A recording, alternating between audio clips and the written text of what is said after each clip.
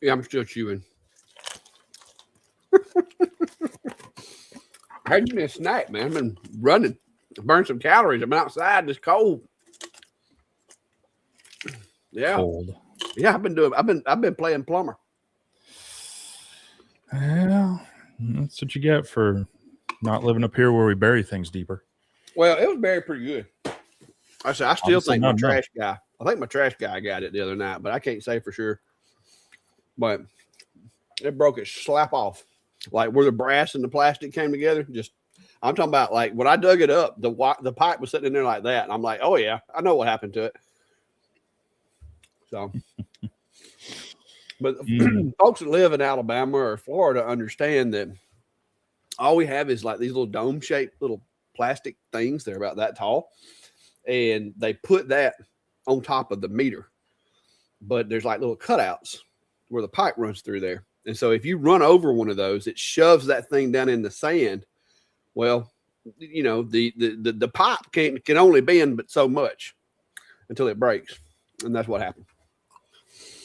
And then the threaded part that goes into the metal part just snaps. And it snaps off inside your $80 brand new regulator that you just bought. But I come up with, my wife looked at me kind of funny when I grabbed a saw wrench, and she's like, what? But I heated it up with a propane torch and held it with some pliers. I took a hammer and I drove it into inside the metal part. And then I pulled it out, of course, and sprayed it with my little spritz bottle with water. Yeah, basically, I made a wrench for these threads. That's right. Got it out of there. I told her, I was like, sometimes I amaze myself at how creative I can be. But she says you're just glad she didn't have to buy a regulator. We just put all that stuff below the frost line. Don't worry about people running them over. So, well, if it had been like where my water line is I think that the trencher that I rented would go down to 26 or 28 inches. That's as deep as the trencher would do. So my water line from the road to the house is about 26, 28 inches down. But right there where it connects to the county water, you literally can only go as deep as that little box is. So like that's because they got to be able to, you know, they used to look in there at the meter. Now they drive around with a little computer. Yeah. But anyway, we got water again. My wife is happy because when we went to leave, we're going to go to Tractor Supply to get some more propane for my little heater out here. And we pulled up at the end of the driveway and she's like, oh no, we got a problem. And I was like, what? And I look over and the ditch in front of the house is like water running down through there. And it hasn't rained here today. And I was like, there's only one place that can be coming from. And yeah, it was coming straight up out of the box that the water meter sits in. Now, was it before or after the meter? Oh no, it was on my side. Because on their side is like they got some kind of flexible, like blue flexible pipe. Yeah. It's almost like a water hose. My side's PVC, so it was on my side. So you got to pay for all that ditch watering. Do I know? So you got metered for all that ditch watering? Oh yeah. Oh yeah. Oh yeah, I paid for that. That's what I told Brandy. I was like, because she was bragging the other day about our water bill wasn't what it usually is, and I told her, I was like, well, it probably won't be cheap this month. Which I'm hoping that if it was the garbage guy, which I think it may have been, because I think it had been running for a little while underground, but it just took a while for the ground to saturate to the point to where it come to the top. But that was Friday night when he came to pick the garbage up.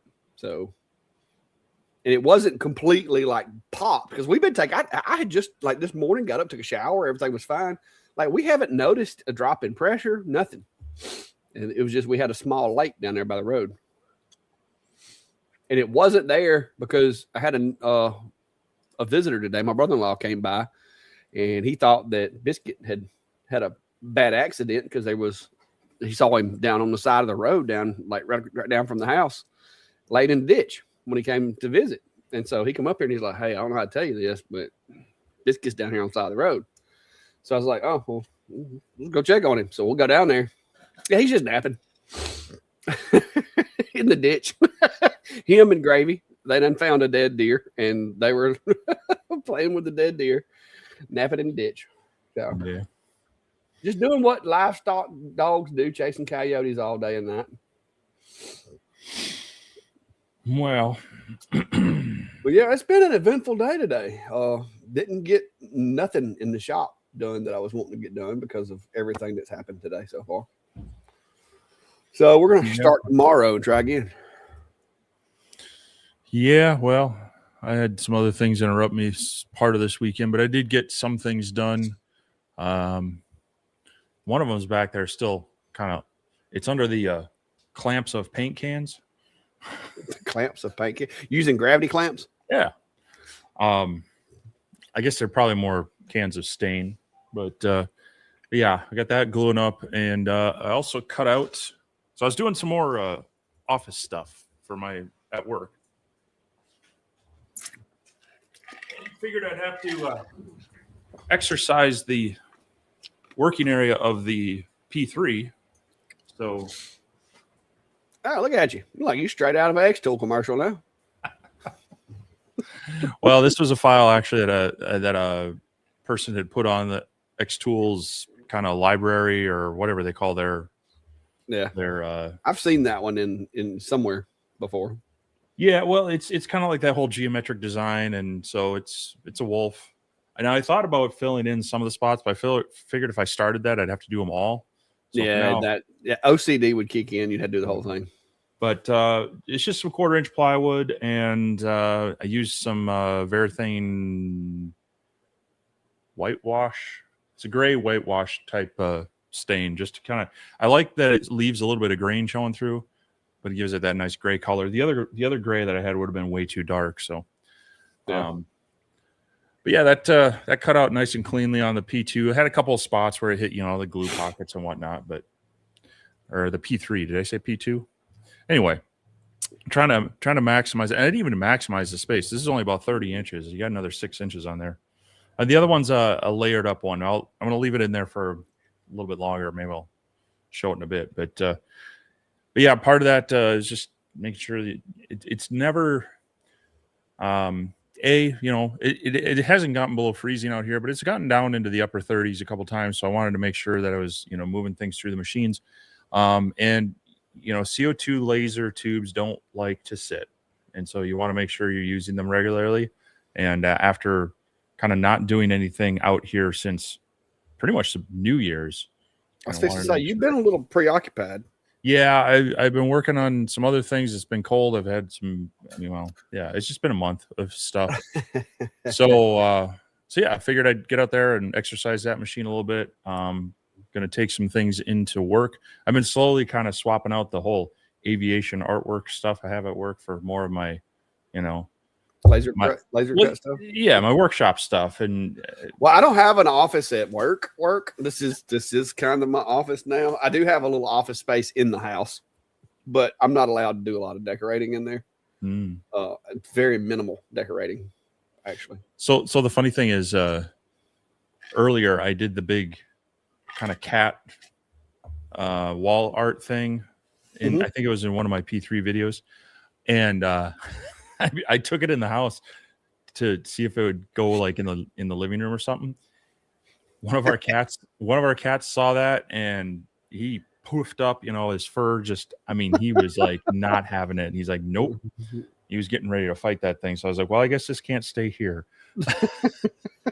He done hackled up at it. Yeah. But so we're working on that. And I got to get caught up. I've got the Anycubic S1 printer sitting back here because I brought it out here so I could do kind of the actual like walk around part of the video. I've been using it down in the basement shop, and it's not conducive to like showing the front and the back and everything. So I got to get that stuff going. It's after dialing it in, it's not too bad of a printer, but I've had to do some more tweaking with this one compared to the Bamboo and the Flash Forge. And I've had a little more issues with like cardboard filament spools and a few of those things with this one than others. That being said, it's a pretty inexpensive, if you want a multicolor filament dryer built into the device and whatnot, Core XY type of machine. This one's pretty inexpensive, and it'll work, but you may have to just do. I had to do some Z offset calibration to it. I had to. I actually swapped out the nozzle as well, just making sure everything was going good. I've heard some people, and I need to take a level to it and see. Some people have had, some warped plates on theirs as well. So probably a little bit of you get what you pay for there. But yeah, so gonna try to wrap that one up this week because I got other things going on that need to be worked with. We finally got the big enclosure for the Glacier. Yeah. I've got that over there hiding in the corner. Which unfortunately is going to take up the bulk, and it may not even fit on my assembly table now that I extended it even. It may hang over just a little bit, so I got to see. But I got to get that built, test that out, see if that makes that machine functional with that enclosure. So we'll be going through that. They also, somewhere out here, I've got the IR module they sent with that, so we might take a look at that. But we'll be revisiting that laser here pretty soon. And then you can't really see it. the Anycubic and some True Flat is sitting on it, but there's a box there that contains the SaneSmart 2x2 CNC. The big boy. I knew it was a little bit bigger when they talked to me because they actually talked with me about this back in I think like October, and I just told them I'm too busy over the holidays. So then they really wanted to send it out here after the new year. And so I said, okay, we'll take a look at it. It has some very nice, interesting specs to it. It comes with their 710 trim router. It has closed loop steppers on it. And has a working area of about, I think it's 26 3/4 inches square. So it's a little bit just over 2 foot by 2 foot. But it also, I think physically, the space needed for it is something around maybe 4 foot square. And I'm not sure how tall. So again, about the only space I have for that, it's going to be my assembly table, which then is going to be a problem once I get it assembled on there. This ain't like go tuck it under your workbench kind of machine. This one over here, this one that I got in is, it is at that threshold, in my opinion. It's like standing on the line between portable and not portable. Like it's just like right there. You can move it carefully, because it's still kind of heavy. I think the packaged weight was like 75 pounds, but they did, and I don't know if it was accidental or what. It looks like they're intentionally made to be handles, but if you use those, you actually can lift it and move it around. Okay, even at 75 pounds with a bad back. But yeah, it's at that threshold of where the average person, I would have to say that it's standing straight up on the line of portable and not portable. So the one that you've got is, in my opinion, is definitely not portable. Well, it's going to be bigger than the 6050, and that one, I could hurt myself and move it by myself. It was a team lift. It's definitely a team lift. This one is definitely going to be that. So yeah, so we're going to take a look at that one and see how that goes. So I had intended to get a few more things done in January, but January got away from me. So I'm going to be playing a little catch up and kind of churning through a few machines with some projects sprinkled in. I had another project I wanted to do on the P3. I'm still working out the details of the design. That one will be kind of fun because it's going to be something that's going to help show off some 3D printed things. So definitely some things to get caught up on in. But it's nice that the weather is turning better.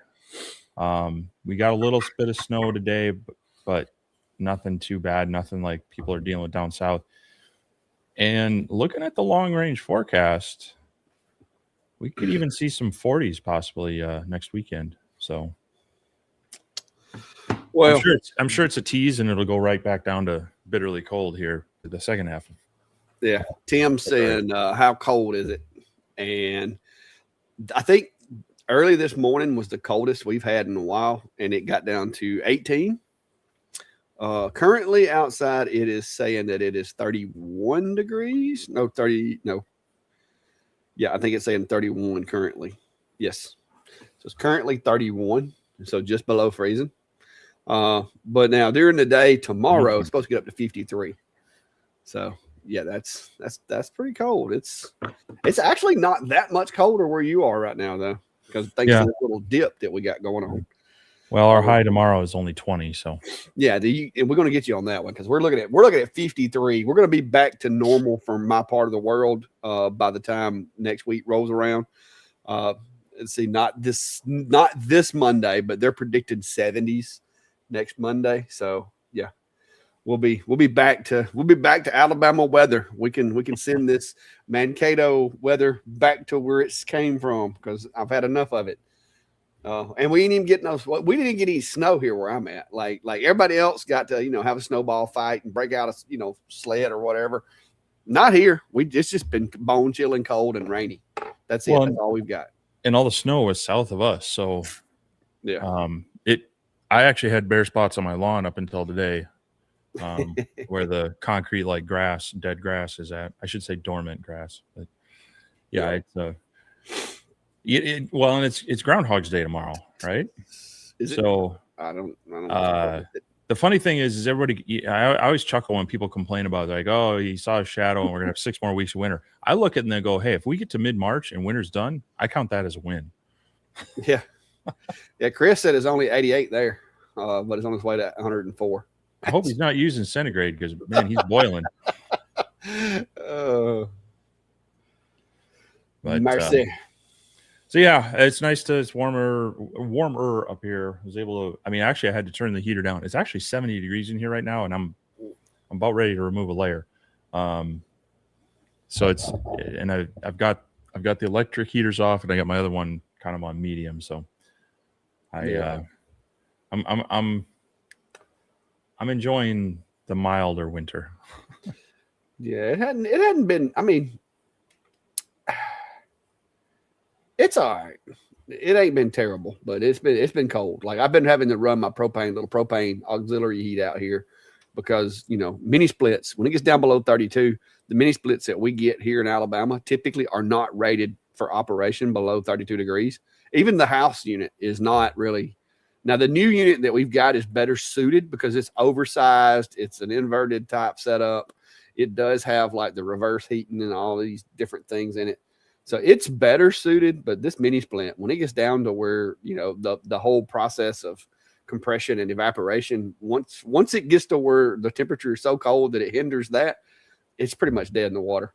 So I've got me a little oil heater, kind of like the ones that you were saying that you had. Cause I thought when you were talking about it the other day, I'm like, that's actually not a bad idea for me to get one because they're small, compact, no open flames, less fire risk, less risk to the cats and stuff. I do use my little propane element thing over there, but I'll only use it when I'm in the shop present with it because it just scares me because it's literally like a big ball of fire on top of a propane tank. Yeah. But yeah, so it's been working. So Mark Patterson's asking, Steve, can you hang it from the ceiling and lower it to your assembly table? The laser, yes. The Glacier. Now I don't know about the enclosure. I got to get that assembled, and we'll have to see how that might be able to get pulled out of the way. Because otherwise, I got to find a permanent spot for it. And we've talked about this before. The laser is really nice. The water cooled 100-watt overdrive to 120-watt diode, pretty cool. Not necessarily going to replace the CO2 of say a 60 to 80 watt. It's going to be similar on part of that. But the form factor is just, you got to have the space for it or it's just a little too big. So yeah, and I have begged them to make it smaller too. So yeah. Now the CNC machine, that thing is, I don't know. It's going to be well over 100 pounds assembled. I know that for a fact. So I don't know that I want to hang that kind of bulk, like it's going to be condensed into a relatively small area. I mean, if I had like 4 pulleys from different rafters, maybe, but I also don't know that I'd want to lift up and I mean, you're talking like chains and a hoist kind of yeah. At this point, you're having to secure things like across multiple rafters, and like you're having to build a swing set. Yeah. So we'll see. It'll if it performs well and has a good working area, maybe I build a permanent spot for it. Otherwise, we'll see. Yeah, 2 foot by 2 foot. Is that bigger? That's not as big as your Onefinity that you've got, is it? Because I know your Onefinity is an older one, right? The Onefinity, it's the so mine's got it's 35 inches deep and 49 inches wide. Okay, so it's smaller in both directions. That being said, I've used probably the width a couple times, but I've never touched even the 3 foot depth on it. So yeah, it's well, but and that's the thing is, you know, you got to figure out what the majority of your work is going to be. So Papa's Woodworking is asking, hey, I was wondering if a honeycomb is better than the plate with raised ribs, or does it matter? So the difference, and so what you're looking at is probably more like what they call a knife bed. Some of the small lasers have like a plate, but a lot of them will have either in a frame or individual rails that create what's called a knife bed. The idea is you want to minimize the contact of your material with whatever's supporting it, but you need to have enough support to support your material so that things don't fall and get crooked and out of the way. So you can do that. If you want more support, a honeycomb is better.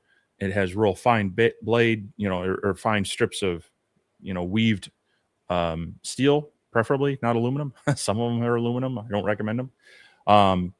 And so it's very thin, but it has a lot of touch points. Those are great for holding up thin, like smaller, more intricate type of items. If you're working on something big, you can get by with fewer touch points, and or you may want to add in tabs and have only a couple.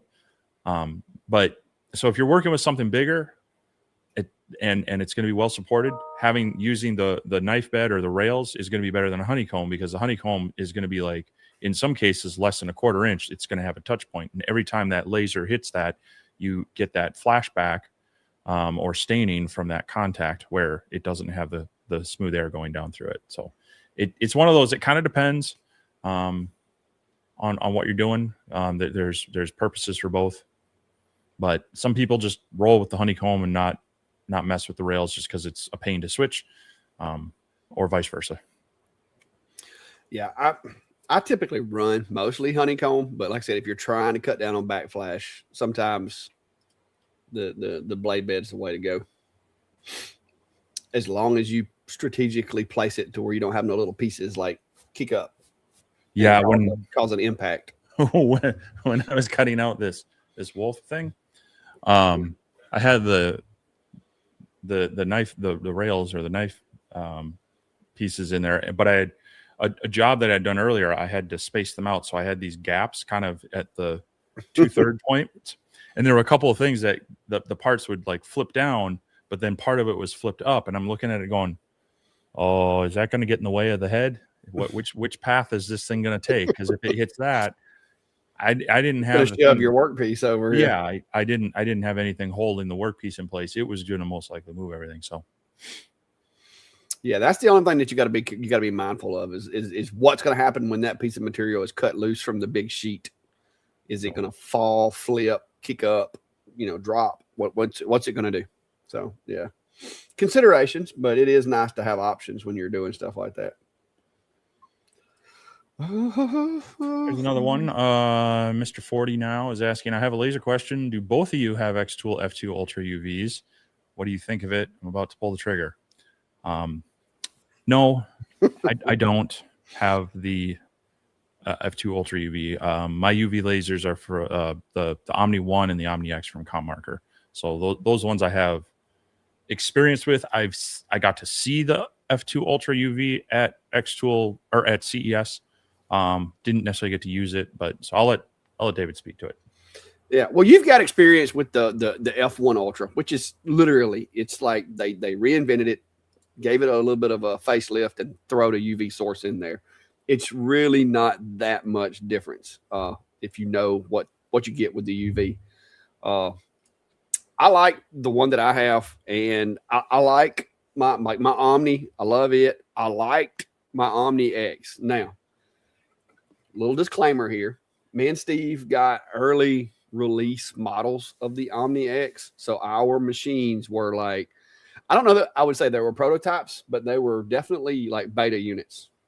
And so as the Omni X was evolving, rather than just send us a whole new machine, we were sent parts, in which we actually had to go in and change out cables because there was a little bit of rigging had to be done to make the 12-watt head work on my 5-watt Omni X.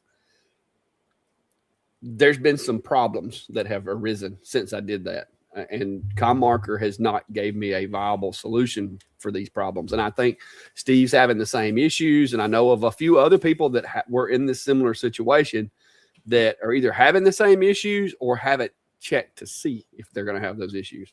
But the problem that we're having, it's that we can't get the lenses to calibrate with the new 12-watt module. They worked fine with the 5-watt. Like mine worked awesome as a 5-watt, but since I've put the 12-watt on there, I haven't been able to get it to calibrate properly. If I get it to make a perfect square, then the square is not proportionately correct with what it's supposed to be. If I make it proportionally correct, then it's kind of like a squished, rounded square. So there's some issues, and I have beat my head against the wall trying to get it sorted out. And I think there's some calculations that we're not getting, like maybe the galvanometer in this one's a different size than the one that was in the other, and there's some of the math's not mathing, but we can't get a straight answer. So right now, my Omni X is kind of like DOA, like it's here. Mechanically, it physically will fire a laser beam, but I don't like using it because, like, if I tell it to do a 10-millimeter circle, it's going to be like a 12-millimeter circle. So it's created some problems. My Omni One still works like a champ. Love it to death. I wish I'd have kept the other module before I sent it back to ComMarker, because they sent us a box basically and said, take the 12-watt out, put the 5-watt in, send it back to us. And I did that. I wish I'd have waited because I'd have sent the 10-watt back to them and kept my 5. The 5 was working fine. I didn't have any problems with calibration.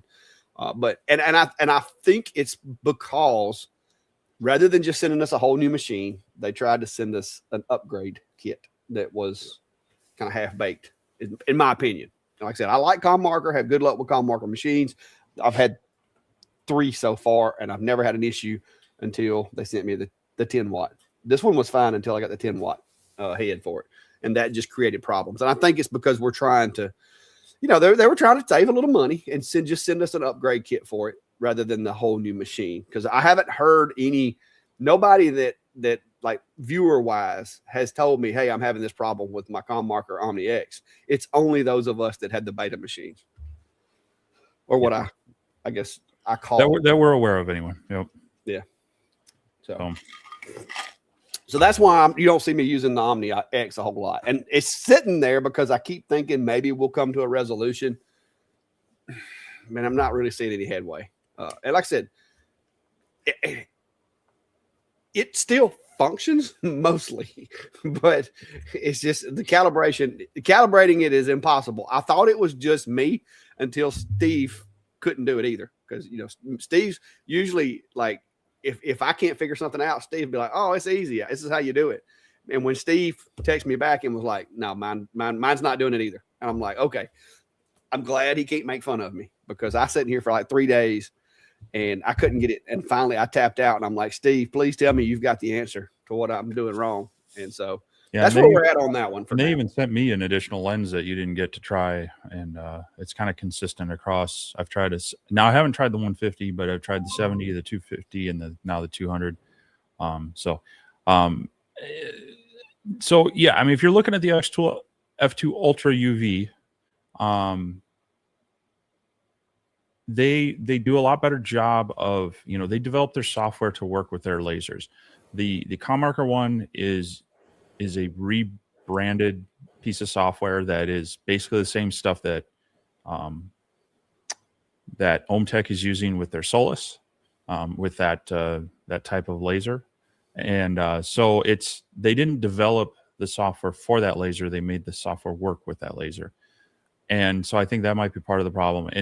And so I think, we're getting closer to calibrating it within Lightburn, but you can't do the crystals in Lightburn. You have to use their software. And so if you're trying to do an engraving the right size and you're not trying to guess and check where, I mean, you can frame it, but you can't always, you know, your Z will also still be kind of affected by some of it. So Xtool right now definitely has more of a developed software for it. You'll have an easier time. You will pay for it though. It is more expensive than the other UV lasers out there. So I guess if you're interested in doing crystals, that's a good one to look at. If you're just looking at being able to engrave in more 2D with a UV laser, then you might want to compare the Omni 1 and save some money versus the Xtool F2. But yeah, if you're just wanting to do like business cards and coasters and cork and just like flat stuff, the Omni 1 is awesome. I would like the addition of like maybe a cover or a red framing laser would be nice. Those are the only two things that I could fault the Omni 1 is it doesn't have the framing laser, the little red laser that shows you where the design is going to go. You have to use the paddle. And if you're not familiar, this is the paddle. And the paddle basically shows you where the UV light is at.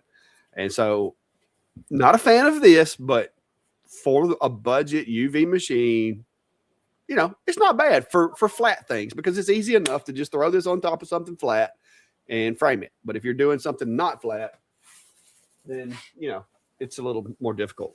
One benefit I will say with the Xtool products that with the UV is it does offer basically the map surface engraving. So whether it's convex, concave, a little odd shaped, you actually can use the machine. And I've done it. I did it with some whiskey glasses. There's a video of it.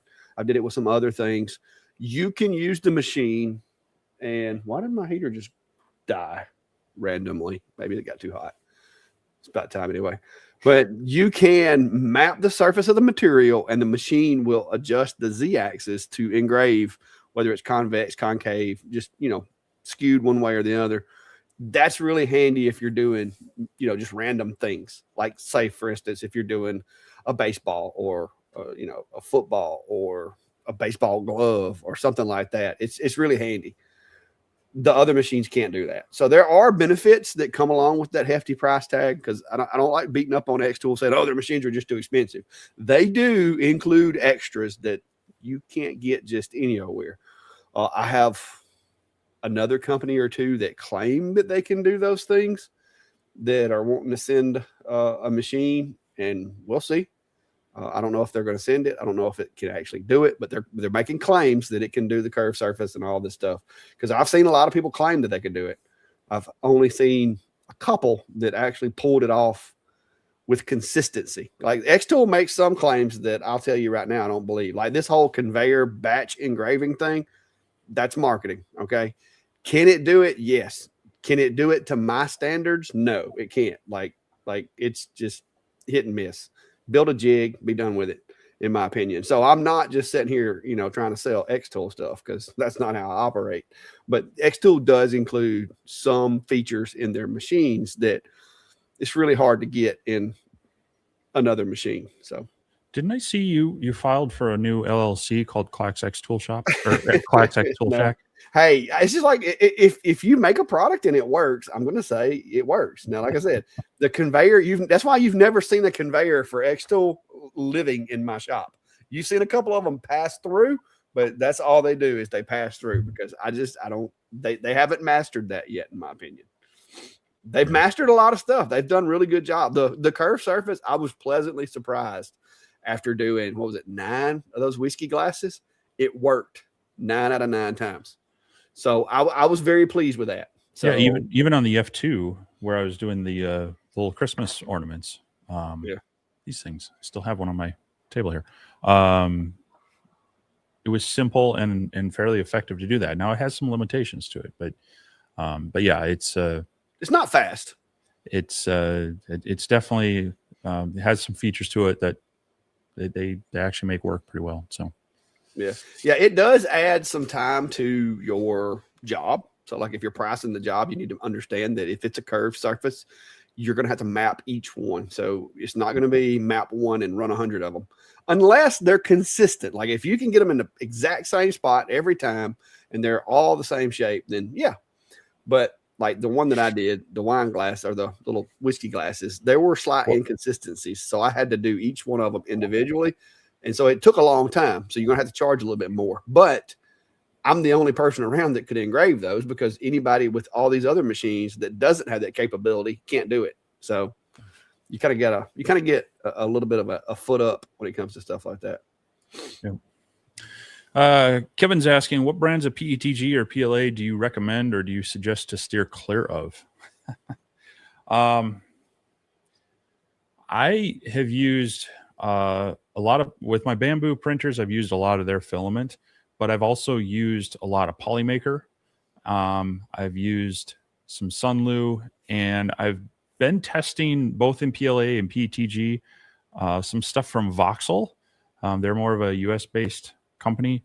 I had a little bit of issue with, I had to do some tweaking to the print profile, and actually I found some information on their website to adjust one of the filament profiles for their PETG.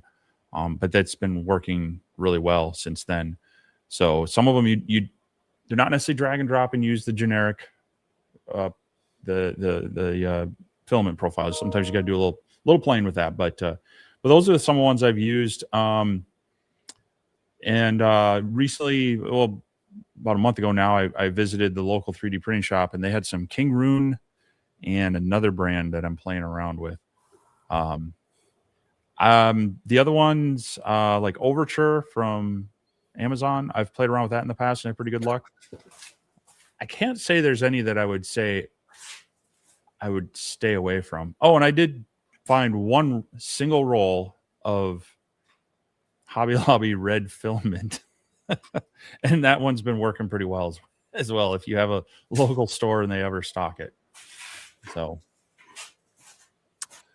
but yeah, and a lot of that's with the bamboos, but also with the 85X from Flash Forward. So I did trace some of their PLA that they provided with that printer, and that worked pretty well. I haven't necessarily bought any more of their stuff to run through there because I have so much of the others that I'm going through. But yeah, I guess I haven't really run into any that I would say they were junk and I wouldn't use, at least recently. So hopefully that helps a little bit.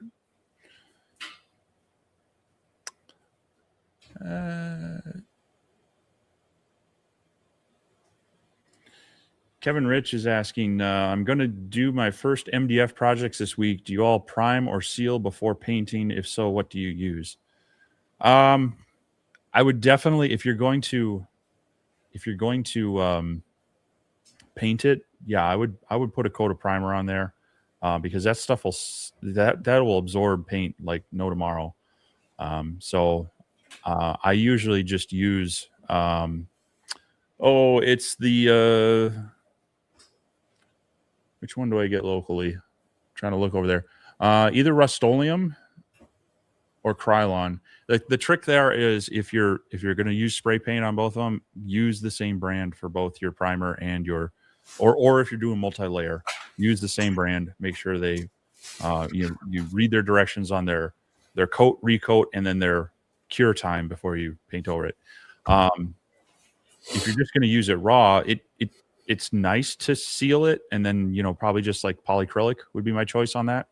Again, that just prevents it from absorbing other things, or even if you get into a humid environment. I've made some kind of like tool caddy kind of things and drawers and such, so it's nice to seal that up so they'll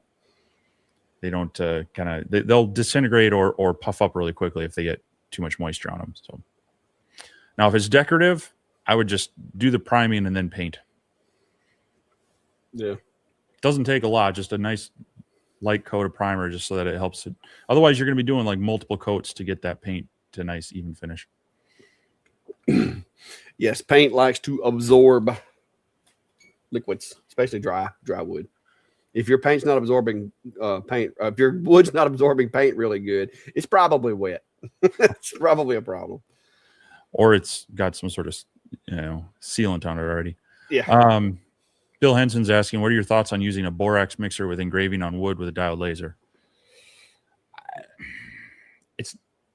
I don't like the additive tricks because they work. You'll get a nice dark engraving, but they're not really. It wipes off too easily, and so if you don't handle that carefully and seal it right away, you run the risk of kind of smearing it around a little bit and ruining it. Whereas the actual engraving into the wood tends to be a little more forgiving. You can do a real light sanding on it if you need to, and you'll still have the engraving. So it's not. I don't like doing that or the baking soda kind of thing or whatnot. I try to stick with materials that will give me an appropriate engraving, or I will work with the customer and say, I can, like if they're adamant about a bamboo cutting board, I will just tell them, hey, there's this guy down in Alabama. He'll do it for you because I don't want to touch it.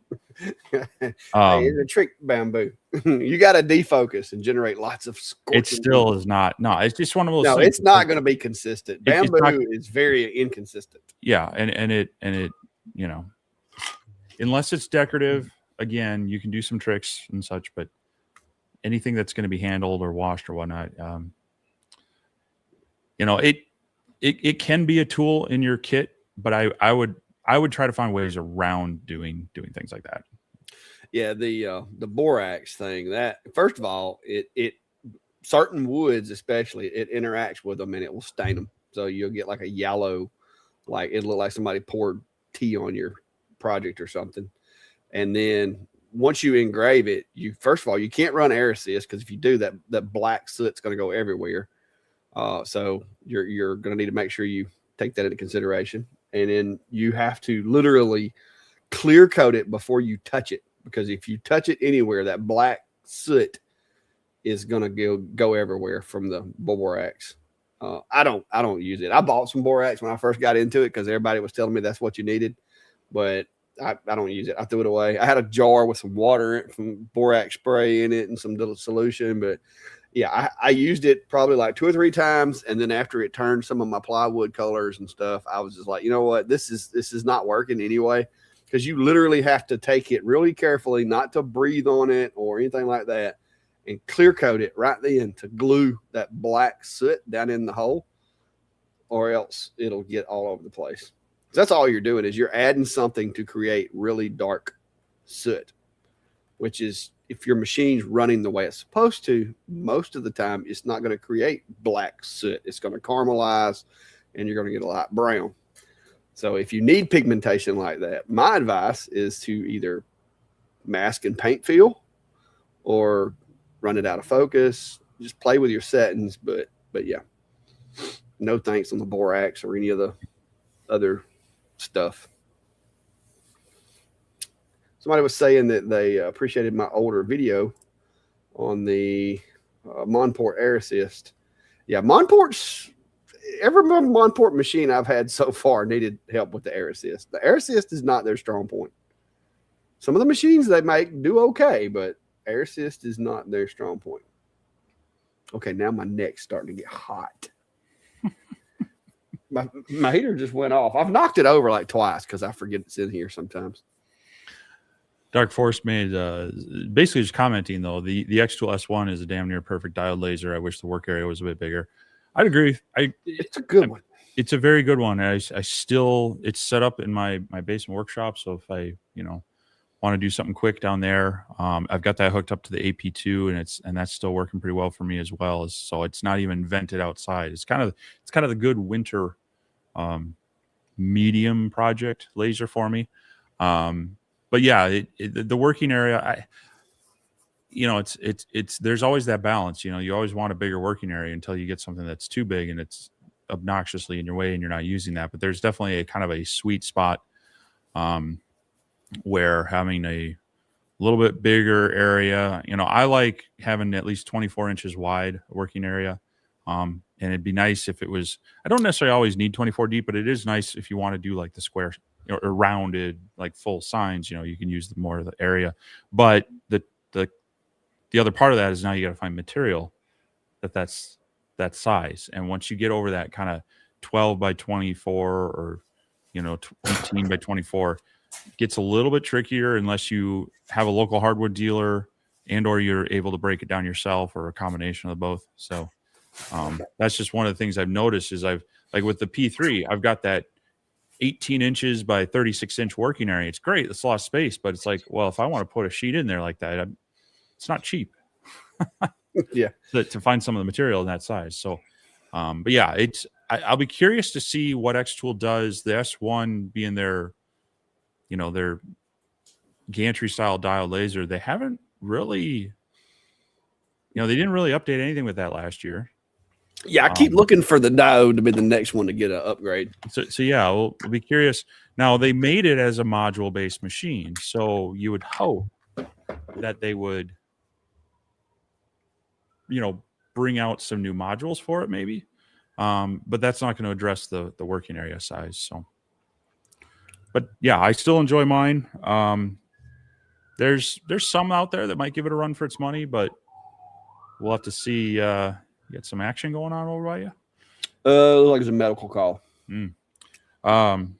We'll see how things pan out. I would imagine we'll see something from them this year in their, the S1, whether it's upgrades to it or a replacement, which we've seen them kind of jump that before. Yeah, the medical call. Wayne Yun's asking, hey guys, do you know if an Ortur rotary will work with a Lasermatic? Yes, it should. It just depends on if you can get the right wiring adapter to it. I'd have to look at that one. I don't know if because the Ortur rotary comes with a couple adapters. So I know it would plug into, and I made that one work with like an atom stack laser. And I think the Lasermatic, they have a pretty standard plug, right? Yeah, I'm trying to remember. I'd have to go back and look. I don't recall. I mean, I don't want to say yes for sure. I don't remember where it plugs in exactly. I don't remember if you have to unplug the stepper or if it had an auxiliary plug. I think it had an auxiliary plug in the front of the machine. And I'm wanting to say maybe it was similar to the D1 plug, the 4-pin. But I don't remember. Okay. It may not have been. So yeah, there's not a lot of magic to these. There's the stepper drivers, they generally have 4 pins. Some of them have extra pins based on power or communication things. So as long as you can get the controller to send the right signal down the right wires to control that stepper, yes, it'll work. It's just some of them use different wiring patterns or plugs that make it a little trickier. So unfortunately, there's usually only like 2 wires that can be flipped one way or the other. And it's usually like a communication wire and maybe the ground or something, whereas the power and the whatnot. But typically they just run backwards, or either they click and don't. Yeah, so I want to say yes, but without really looking into it and taking a closer look, I can't say it for 100% for sure. But yeah. Talking about the S1, I've still got my S1. I had to move it to make room for other machines, but it's one of those that I can't bring myself to get rid of it because it is, like I said, it has been a tank, like for tumblers, for just small projects. The only knock, I guess I would say, is the fact that I wish the work area was a little bit bigger. And I've been trying to get Atom Stack to work with me and make reinvent the A70 Pro, but make like the A70 wide and make it to where it's 850 wide and 500 deep so that it would fit perfectly in my enclosure here. But I feel like that would be a really good size for most people because that would give you like 30 something inches wide to do, signs and stuff for inside the house. And the 500 deep is going to give you a bigger height than most machines on the market right now. Because like the A70 itself is like 500 by 500.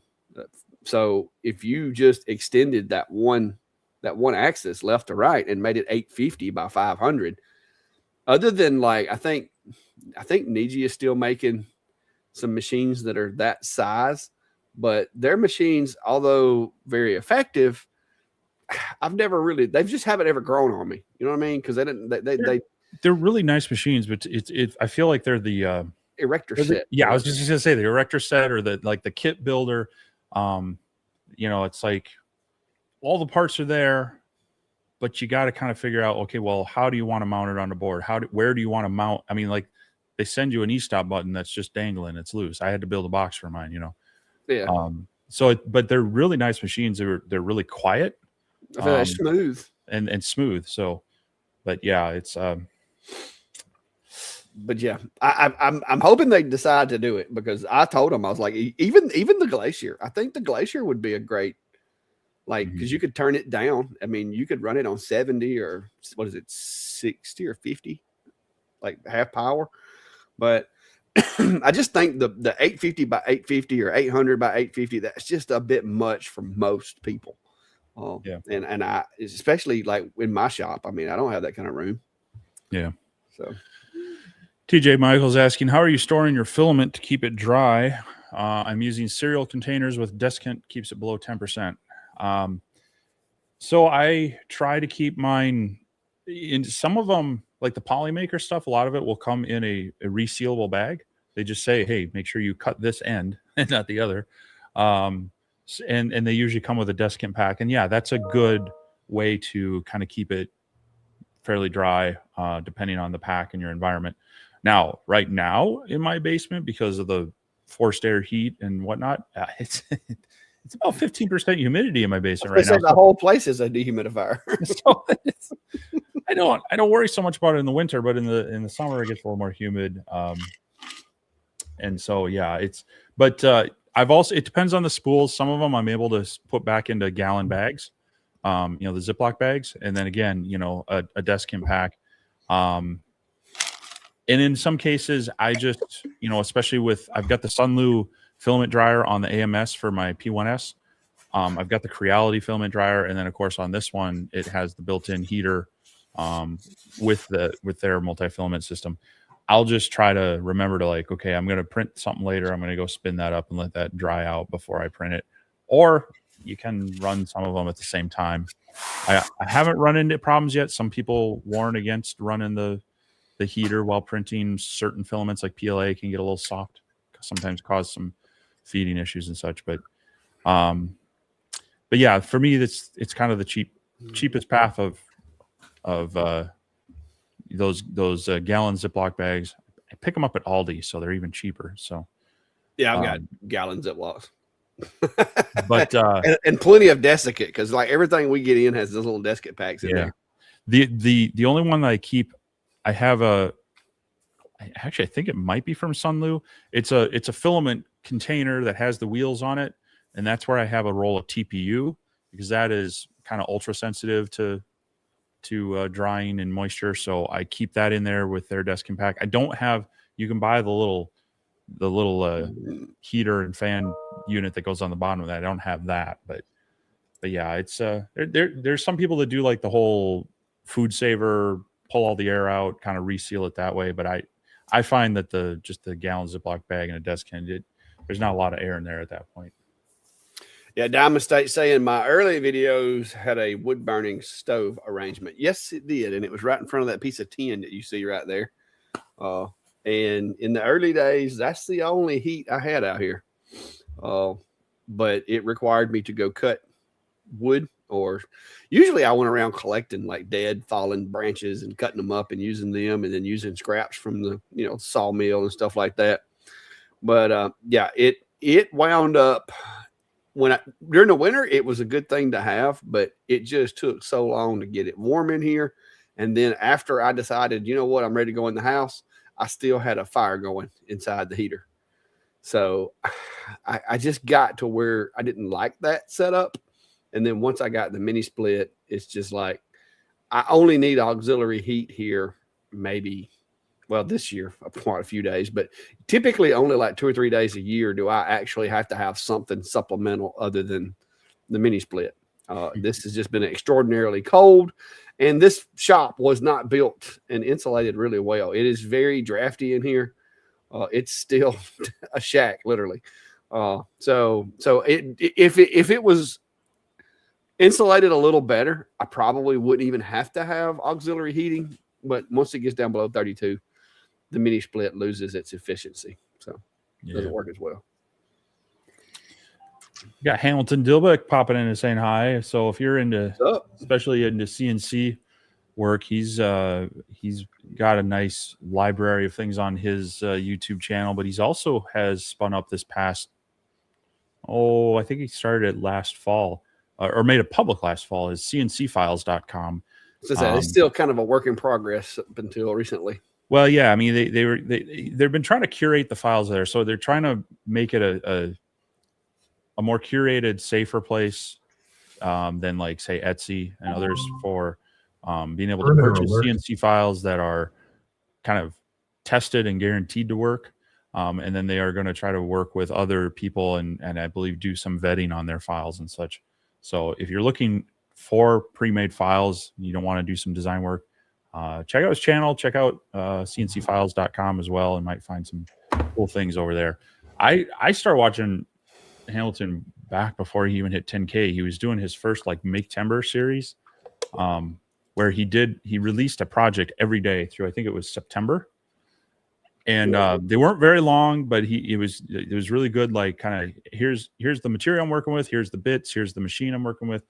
And then he'd kind of go through his anticipated pricing and such, and then he would offer up the files at the end as well. So kind of a cool playlist there for some good ideas if you're getting into CNC work as well. So he's a good guy. Check him out.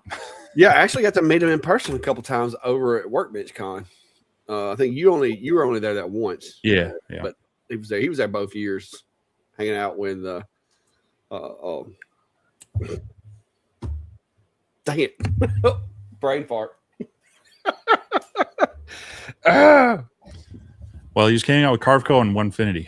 No. James Dean. James, yeah. Well, and him too. Yeah. Yeah, I was like, why can I not say his name? He's got a really good taste in colors too. But yeah, the new CNC file thing he's got going seems like it's going to be a pretty cool little setup there, for sure. But I haven't been in the CNC world as long as Steve has. I did watch some of his videos though when I was trying to decide what CNC I wanted to get. And then it just came down to a business decision on which one I went with. Yeah. News fans asking, I've got an A1 still in the box. I want to do multicolor printing. I was thinking it might be better to sell and just get the P2S instead of investing money into the AMS Lite. What do you guys think? If you're wanting to do a lot of multicolor printing, you may actually want to look at things like the new SnapMaker, the multi-head units. Because the thing with multicolor printing is it's very cool, but these multi-filament systems that use a single head, every single layer that has multiple colors, it's going to purge once per color, and then it's going to do the next layer and do the same thing over. You can sometimes end up with more purged filament than you do end product. So if you're really wanting to get into multicolor printing and you're thinking of rethinking your purchase, I would look at the SnapMaker, or I think Prusa has one, and I think I'm forgetting another one, but they actually have individual heads that it loads and unloads, so it doesn't. The purging is far less. It's a fraction of what it does with the normal style. Now that being said, if you're wanting to stick with the Bamboo series and you're looking at that, the P2S and the kind of the AMS Pro are better than the AMS Lite. It's easier to swap out filaments, and you can get the option that it's enclosed. It's going to help mitigate some of that humidity issues and such, and it does open up more types of filaments down the road for you. Typically, if you're doing multicolor, you're probably sticking with some of the more just decorative, like the PLAs and whatnot. So it's not as big of an issue. That being said, you can still do all that with the A1, but just be prepared for the multicolor printing to use a lot of extra filament in those purges. Yeah, I don't do a lot of multicolor printing. What I do sometimes do though is when I got like a little bit of orange left on the roll and I got a little bit of green left on the roll, I set it to automatically swap like from one filament to the other. And that's what I did here. Is I was prototyping a stand for the controller for the Ultra over there, and I had a little bit of orange left, and I was like, I'm gonna go ahead and run it all through because it was a prototype anyway. So I used some orange and green, and I wound up with like a dual color little stand. And it's kind of weird because like right here, it's got just enough green to kind of tint it green, but it's still orange. It kind of bled together, but this is an A1, guys, and one of the cheapest 3D printers Bamboo makes, and I love it. I cannot make myself buy another one. It worked so good. And this was another version. This was the very first one I did, and then I realized that there was way too many supports needed for all this perimeter fencing here, and so I cut down on that to reduce the supports, and then I actually went back and cut down even more to where I wound up with just two little small trees for supports, and the rest of it was 100% towards the product. Now, this was a multicolor print I did on the Anycubic. Didn't you have like a 5-pound bucket of print poop? Well, and the other thing is it increases your time. I think this took, it was like 9 hours. And yeah, it's the green, the black, the white, and the red. So it's 4 different colors. It came out very nice. But yeah, I had to, I don't have as big of a poop chute for the Anycubic as I do for the like the P1S. And yeah, it on when I was doing multicolor on the Flash Forge, I just set a big little bin behind the chute and I just let it dump into there. And so yeah, it'll take a lot, but it is fun. It is, I mean, it's cool. It's definitely cool to make things like these, you know, and even more advanced ones, but just be prepared for the filament waste. Yeah. Tim Arthur saying that I mentioned moving over to PET G, said he used some Bamboo Lab PET G and it seems to stick to the PEI plate and was a real pain to get off. Are you experiencing that? I'll have a few little small spots occasionally that'll stick, but if you let it cool completely, it tends to turn loose better. Now there, every now and then there will still be a few little spots that just don't come off. I've teetered on whether or not to try to do something with this, but typically mine are only in the supports or the pad for the print. It's not generally the print itself with the PETG. So some folks have said that it's probably because the bed temp's a bit on the high side, but I'm just running factory settings. Well, so, a lot of people use a glue stick to actually help it release. Now I have the opposite experience of you. If I pull it off more when it's still warm, I find it's easier to break loose. When I let it sit on there, it's like concrete. Yeah, PLA, you let it sit on there, you'll go and just pick it up because it's that PLA. You can literally hear it pop loose from across the room. But yeah, my experience with PETG on the stock PEI plate, I want to catch it fairly quickly because it feels like when it cools, it locks it in. So. I mean, it may be. I don't know because it just seems like when I grab them off of there and they're warm, is when they seem to stick more than if I come in and it's printed and cooled off before I made it to it. It seems like I have less of that. But I have started making sure too that to take and take a little Windex or something and wipe down the build plate just to make sure there's nothing on there because sometimes too it'll stick in like one little spot and I'm not sure if that might not be like where I touched it or something, and maybe with PETG it's a little different, and instead of that touch making it pop loose, it makes it set harder. But it hasn't become a big enough issue for me to mess with it, like change any settings. But I've been printing a lot of those Bigfoot adapters and shipping them off, and it's usually the supports that end up having that little bit of layer stuck. And I guess I need to start taking a picture when I do have it stick to see if it's the same spot on the PEI build plate or not, because it could be something to do with the coating on that, because I've had those build plates since I got that machine. I probably need to replace them. I've got 2 and I rotate them out, but I probably need to go ahead and replace them because I know they don't last forever. Yeah. I do have a smooth plate, and I thought about using it to get away from the textured finish, but I'm a little worried, from past experience, that if I do that, I might have an adhesion issue. I haven't, but I'm afraid if I do, it will. Yeah, you have to give it a shot. Zentero saying he uses the glue stick or hairspray on the build plate with PETG. But I'm still using a good bit of PLA because right now Bamboo Labs is like if you try to go get solid color PETG, like especially the orange, you can get it in the translucent or whatever but you can't get like the solid colors. You should check out Voxel. I know they've got orange as well. I'm going to end up having to if they don't keep stocking it because it's like Bamboo like makes a batch and then sells it all, and then they make a batch and they sell it all. This is going to turn into the whole. You just got to listen to me. This is going to turn into the whole shipping thing. You're going to resist it because you're comfortable with what you're doing. I know. You're paying too much for the bamboo filament. There are other options out there that'll work.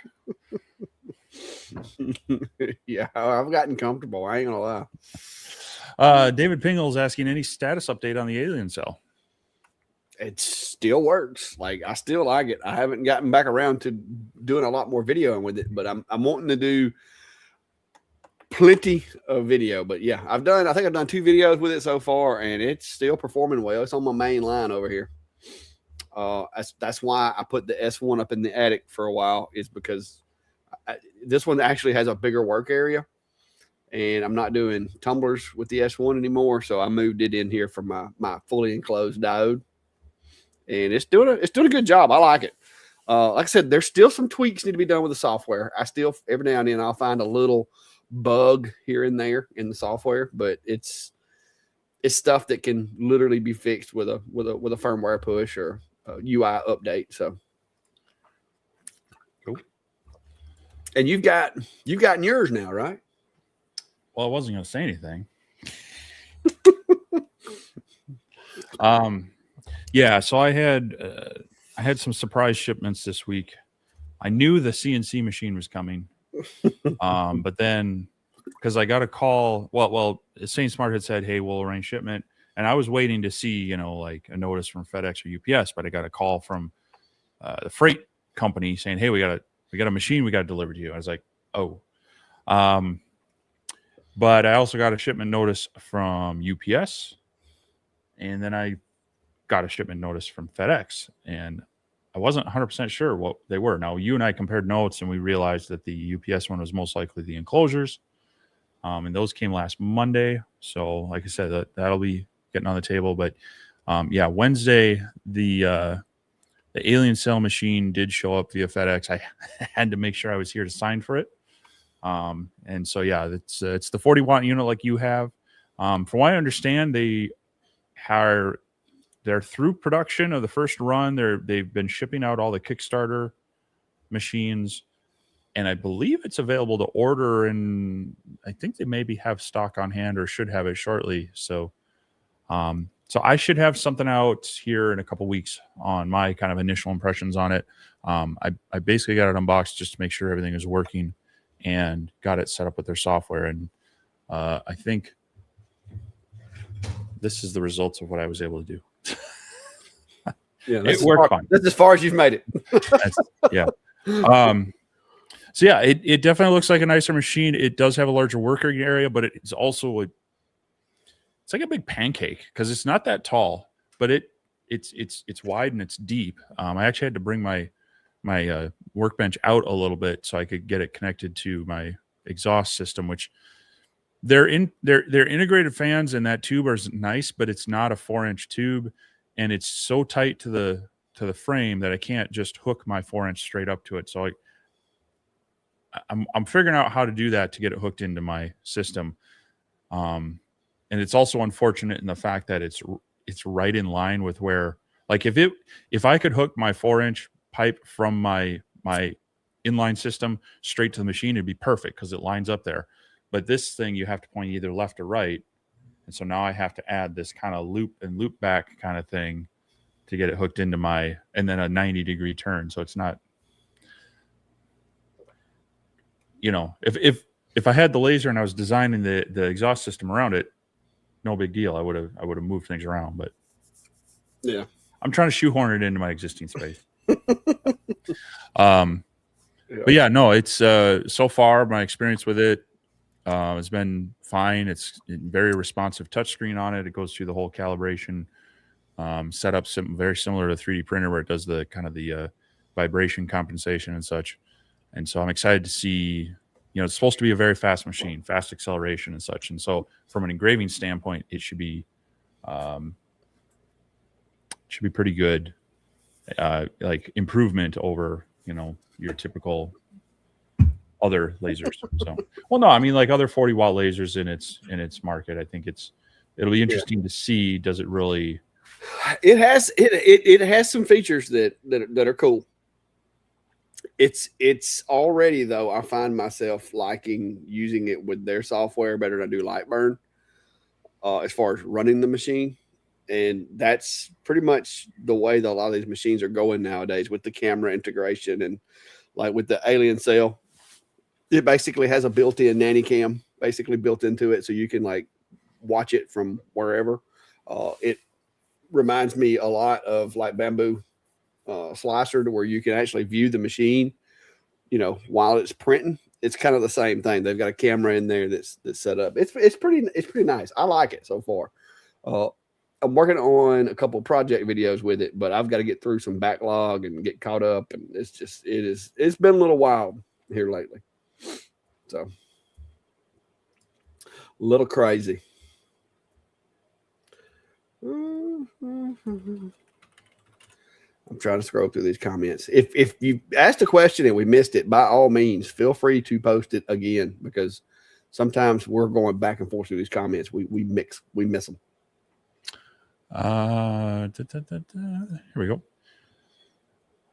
Mark L. Baker, brand new here. Just bought the new F2 laser bundle. Have yet to receive it and need to know what the best safety glasses or goggles are to get. Canada here. Well, hello from Canada, my neighbors to the north. Or south. I suppose. Depending on Canada. Yeah, so the F2, I mean, it has the shroud around it. So if you're using it and it's enclosed, that should be fine. But if you're using any of the, like the slide extension or the rotary, yeah, you definitely want to have some goggles. I don't remember, did they send any with that? In any case, I don't think so, to be honest with you. I don't recall getting any.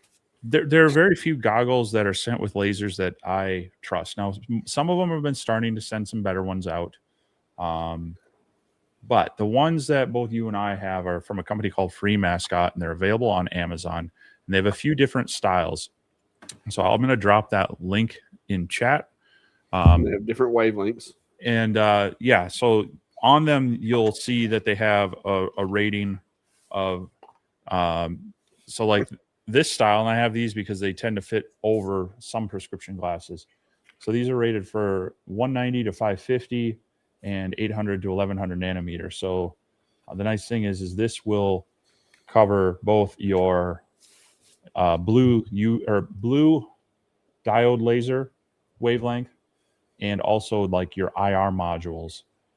So it's kind of a twofer. But if you're using a UV laser, actually these would cover UV lasers. I think they go. Those are like in the 300 range.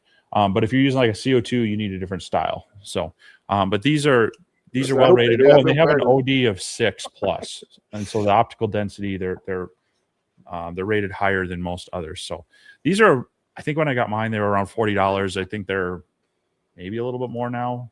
No, actually they're $40 US anyway.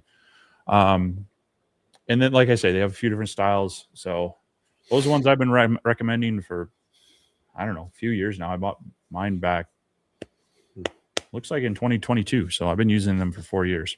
So yeah. I've got a pair of just the 455s around here somewhere also. But these are the, like I said, the duals. These are everything from like 110 up to 500, and then they also cover the IR range as well. These are the same thing. There's like 100 up to 4 something, looks like 450 something. But these will cover the IR UVs. Like they're pretty versatile, and they're not all that expensive. They're not cheap, but they're not all that expensive either. The only thing that I can say is after you've had them for a couple of years, these little pieces right here like to slide off every now and then. So you'll have to put you some super glue on those. Because I've had to hunt mine before. Yeah.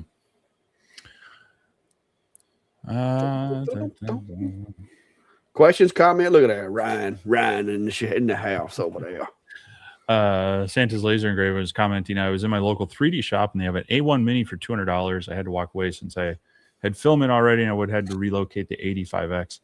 The A1 Mini is it's a decent printer. It's a little miniature bed slinger like the A1, but I'll be honest, the price difference between that and the A1, I would just get the A1. You know, and if you can get a really good deal on, you know, something local or, you know, and you just need something for smaller prints, that's great. I will say that mine, it has more of a tendency to walk because it starts moving that bed around real fast and the head around really fast. And it's just a lighter weight, smaller machine. So I've noticed, especially on the IKEA shelf that I have it on that is real smooth. I'll start and all of a sudden it's like, you know, I come back an hour later and it's kind of canted to the right a little bit and maybe just slid back a little bit. So what you saying is you need to like 3D print you some little feet to hold it still. I need something to like lock it in place. But yeah, because if you think about it, it's got the same head, but less mass to hold it still. Yeah. So it performs very similar to the A1, just has a smaller working area. But the price difference between the two, unless you get the A1 Mini for a really screaming deal, or that's all you have space for, I would just go for the A1 at that point. But yeah, Alex is asking best way to flatten slightly warped wood. It depends. Some wood is going to remain warped, and there ain't nothing you can do about it except cut it in small pieces. Sometimes what causes wood to warp typically is either getting wet or getting dry. One of the two. Either moisture has went into fibers and caused them to expand, or moisture has been withdrawn from fibers and caused them to contract. And sometimes it does both on the same sheet of material. One side's dried out, the other side got wet. Next thing you know, it's doing, you know, yoga. So if you can weight it and make sure that it is completely dry through and through, that is the best case. But like I said, sometimes due to things out of your control, some pieces are just going to warp, and all you can really do to mitigate it is just cut it in smaller pieces. Rather than throw away a sheet of material that you can't get to flatten out, just try cutting it in half. And if that doesn't work, cut it into quarters. And, you know, eventually the warp will either relieve itself because you'll cut those fibers that are pulling against each other. You'll cut that tension, or it'll just get small enough that it's not noticeable. So that's my advice, because you can't always fix warped material. It's especially plywood, because you can't, like, it's not like a sheet of you know, a piece of saw milled material to where you can flatten it on a CNC or a planer or, you know, whatever. With plywood, you pretty much weight it and hope, but that's about all you got. Do not lay your plywood on concrete. Contrary to popular belief, concrete is like a sponge. Unless it's been sealed properly, and chances are, if it's in your house and it's been there for any length of time, the sealant is not going to be appropriate. But like in my shop, this slab is not sealed. If I set wood directly on this slab, it is going to raise the moisture content of that material, because the slab's going to pull moisture from the ground when it rains, and then it's going to distribute it upward into that wood. So if you do have to lay material like flat sheets or whatever on the ground, try to at least take you some 2x4s and make you like a little miniature pallet of sorts to set it on, to get yourself about 3 or 4 inches of air gap between the material and the concrete. Yep. I learned that early on. I'd bring perfectly flat wood home, lay it on the concrete, come in here the next day, and it'd be doing yoga. And it's like, what is going on with my 2x4s? And then that's when it hit me. Even though I did put moisture barrier down when we poured this slab, it still has moisture in it and distributes it. So, but yeah. DJ Scattered's asking any recommendations for rotary for the Omni One. They actually have their R5, which is more of a normal chuck style, and it doesn't require their extra box for it. So I'll put a link out there for that one. That's the one. I've got that one. I haven't done a whole lot with it because I was playing around with I had some weird glass. What were they? They were like champagne glasses or wine glasses, and I was having a little struggle with the convex, or it was the slope. Well, it was yeah, compound curves. That's what I was looking for. Okay. Because it's round this way and it's round that way. I was kind of struggling with that, but its functionality was really good. I've done a few other small things with it, some silicone rings and such. But it's your typical Chuck style rotary that you would like, very similar to like our Atom Stack ones that we like. They have a few others that are, they're smaller in form factor, but they also generally require a secondary box to make function. So it just adds a little bit bulk to it. But yeah, that R5 multi-rotary is kind of a nice one for that.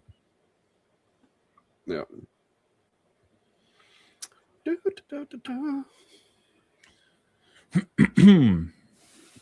Is that the one that you're talking about? Is that the one that kind of looks like the Atom Stacks and all that? It's the downscale version, or is it the one that looks like come off of a machining machine? No, it's because I've got the real heavy, like robust one that looks like it ought to be on a Tormac machine or something. It's that one. Yeah. I don't have that. I wish I did. I don't have that one. So yeah, it works well for a variety of things. Now I will say, like this wine cup, that's gonna be a tricky thing with the. I should say, doing that on a standard UV laser, you're not gonna you're gonna want to do some arrangements to that. Yeah. But yeah, it works well with the. It is the world's first too, by the way. It's just not. I had another ad. I can't remember what it was for. It was some world's first 5-in-1 desktop something printer laser or something. I was like, yeah. The most used phrase in 2025, world's first. I meant to show off my CNC projects earlier while we had some CNCers in the room. But you remember the sign that my wife hates? Or, well, she loves it, actually. Yeah. So I reinvented it. I made my own file, and I even turned it into a CNC file. So hang on. Let me go tell the story. Hang on. Ran off. All right. So I don't know exactly where we were at when I saw it, but we were somewhere, maybe Gatlinburg. I don't know where we were at, but we were in a store traveling somewhere. And I saw this sign, and at the time it was in color, and it had all the words. But I saw this sign, and I purchased it. And of course, Brandy was like, I think we were in Gatlinburg, and Brandy was like, "Oh my God, what are you going to do with that?" And I'm like, "I'm going to put it on the driveway because I think it's cool." And you can tell it's old. So I purchased this and I put it on the driveway. Well, this past year, as you can see, the sun, the weather, the fact that it's made out of cheap plastic, had taken its toll, and my sign was no longer legible. And Brandy was distraught over the fact that my sign was no longer legible, and she was nearly panicked that we would not have that sign. And so I took, and this is actually a project I did with the alien cell, and I used the camera and light burn to recreate it and make it into a laser file, and got it to where, I could make my own. And so this past week, I went one step further and took that laser file and made it into a CNC file so that I could resurrect the sign that Brandy loves so much. And so now it's on this nice little piece of oak. It's nice and finished, paint backfilled, and all that good stuff. So yeah, Brandy was very happy with that. But these are jobs that we were talking about the Genmitsu earlier. These are things that I've done with the you can't hardly see these 3D relief things, kind of hard to show on camera. But this is a deer in the woods. I wanted to paint the trees and stain the trees green and all that. And then I thought about how much time it was going to take me to do that. And I'm like, never mind. So I just went with wood. And then there's this leftover piece of maple that I had for building that flag. that I made into a weird bowl that you could put stuff in. Because that's all I come up with. Now, this is the very first time I've used Aspire to actually create a 3D relief. Very simple, but So, if I'm understanding right, it's a bowl. Yes. That you can put stuff in. Yes. Okay. Just want to make sure I understood that. Yeah. So you could like you could put. I took and put some lemons in it, some fake lemons. Brandy said you could also put like bananas and stuff in it, but I put fake lemons in it, and it looked cool, like with fake lemons in it. I also see what else did I put in it. Oh, it could be used to hold your remote control on your coffee table. I mean, it could be. So, yeah. And also, this is how you know to change that you need to change the bag in your shop vac. When you cannot squeeze it, when it feels like you're squeezing someone's arm, it is time. It's probably past time. Yeah. Well, I noticed that my shop vac that I was using to clean up after the CNC had gotten really loud.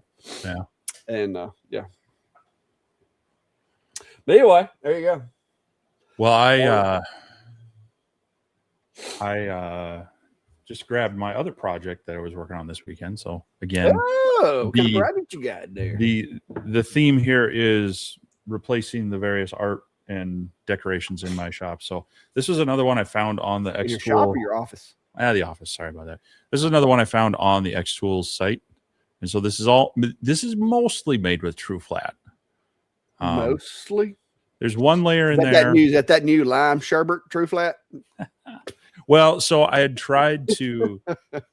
This is technically 5 layers. So the black layer is engraved with the mountains. That didn't come out as nice as I had hoped. So it's a little muted, but it looks all right. But the green layer, I tried to use the white True Flat and then I did a test with my trans tint water dye. I have a nice green color.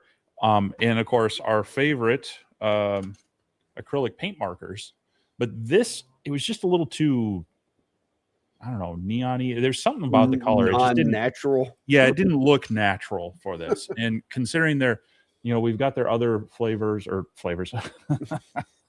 are you licking flavors of wood? Yeah.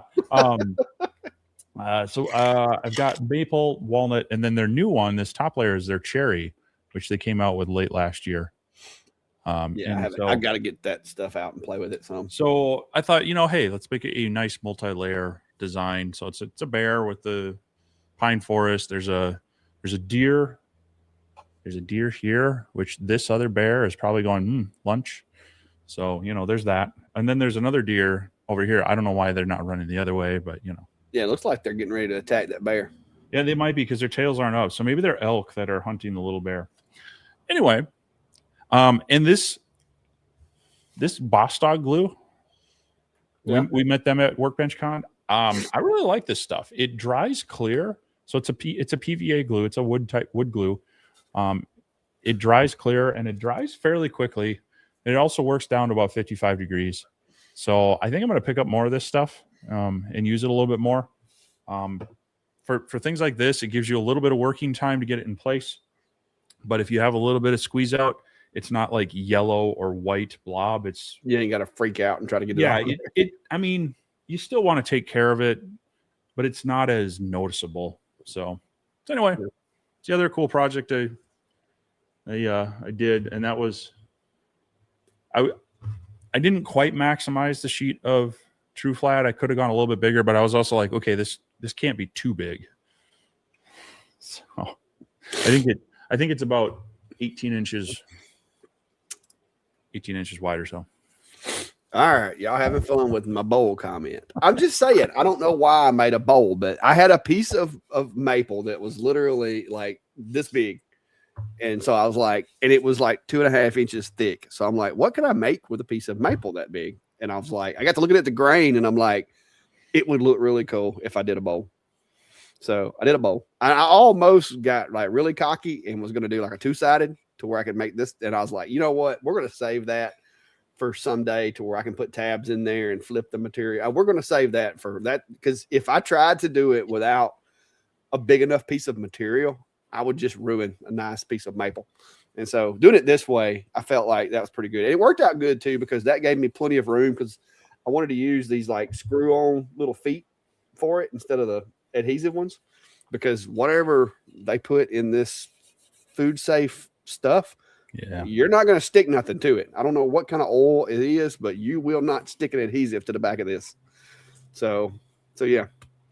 So I just made it. I don't know what it's going to be used for yet. You know, who knows? You can put it in your keys in your entryway. It doesn't matter. It was just literally, I was testing this machine over here just to see, because I wanted to run it on some stuff that, you know, I felt like people could do with that machine. And this is a small project that's thick, but yet, you know, compact. So, and by the way, the bowl cut genie bit did awesome. It's a good bit. It's one of somebody said I could put a handle on it and call it a spoon. Yeah. There you go. Well, you do a little inlay on the bottom there. Well, I mean, yeah, you could do all. They could be literally for all kinds of things. You know, I don't know. I've even thought about using the UV laser and mapping it and doing like a honeycomb engraving in the bottom of it. But I was like, that kind of defeats it being food safe, because now you have grooves that little trenches we're going to get stuff into. So if I was going to use it for just a tray, you could, but I don't know what I'm going to do with it. Yeah. You could do that and probably still put your fake lemons in there. Yeah, the fake lemons didn't care. But yeah. And somebody was asking about the deer file. I just got this. I grabbed this on Etsy. I'm not gonna lie to you. These 3D files. Sometimes when I see one that I think is just cool and I like, it's $6. Could I go through the trouble? Maybe. I'm not that versed at Aspire yet. Well, I can do some minor changes and do some stuff with Aspire, but I don't have the patience to sit there and do this. I'd rather just pay the creator or the seller $6.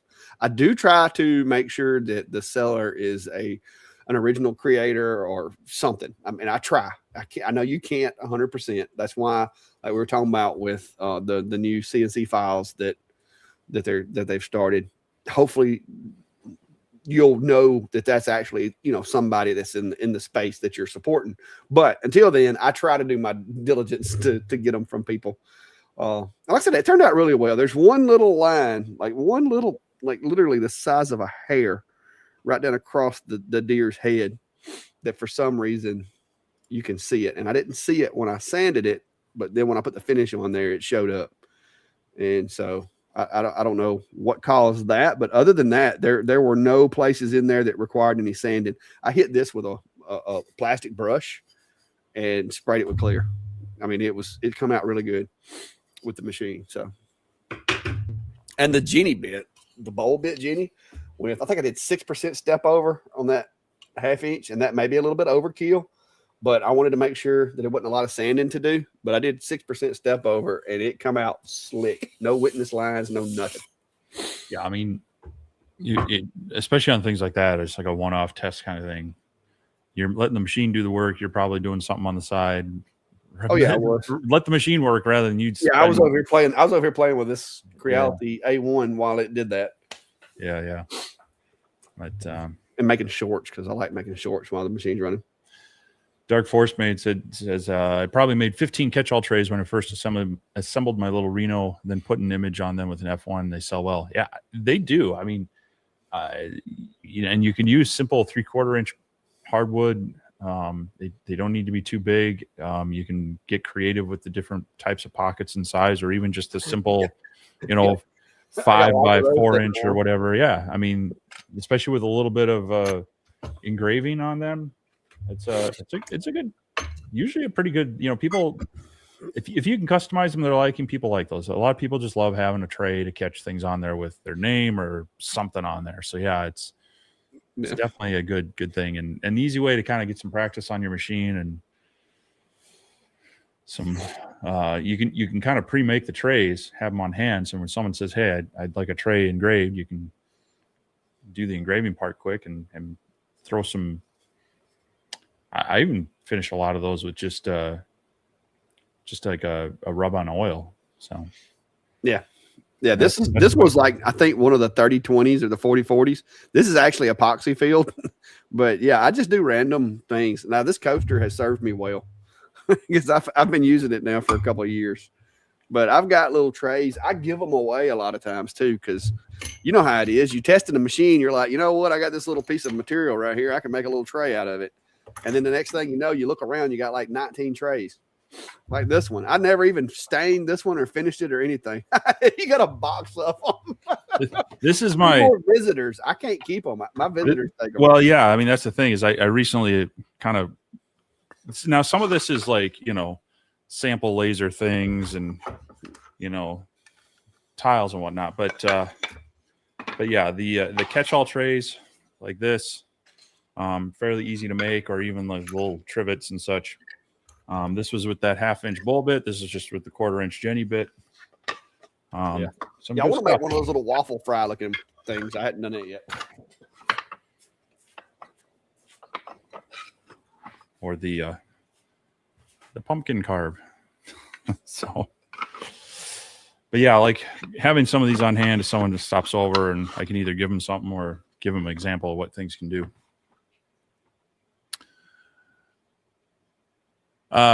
Yeah, Mark's saying Vectrix Easy Create is a really great AI tool to generate those kinds of models. Are very reasonably priced. I took a quick look at it. I haven't played around with it much, but I know some people have made some fun things with that, and definitely something I want to play with. Of course, Carveco has their AI tools that they came out with. So a lot of them are adding in some of these design features into those CNC softwares. That it's nice because if you're not if you're not a CAD designer, even for 2D, let alone 3D design, you're kind of at the whim of what you can find on Etsy or through the file sites and such. Yeah.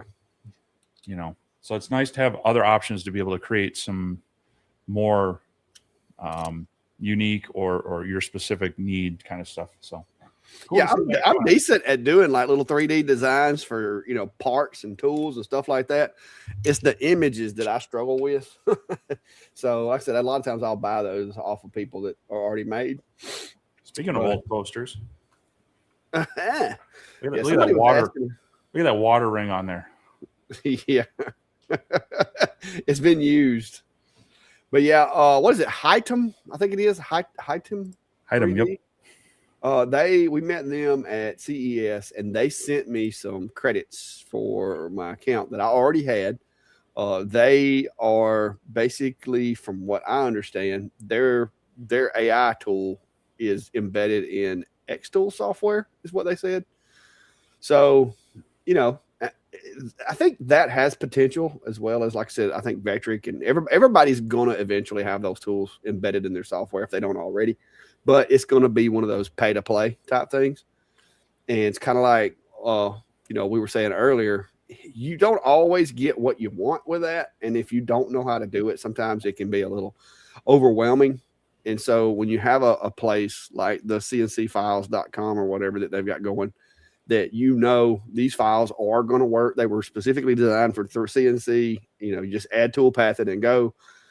That does make it to where, like with me too, I would rather pay another $1 or $2 extra to know that this file was made for a CNC and not a resin printer. Because like with a CNC file, you can't have overhang. Like you can't. Like, well, I mean, I guess if you had like a keyhole bit or something, maybe you could figure out the tool pathing for it, but I'm not. You know, so yeah, I think there are things that need to be considered. There's a lot of designs out there that you'll find that will say it's for lasers or CNCs.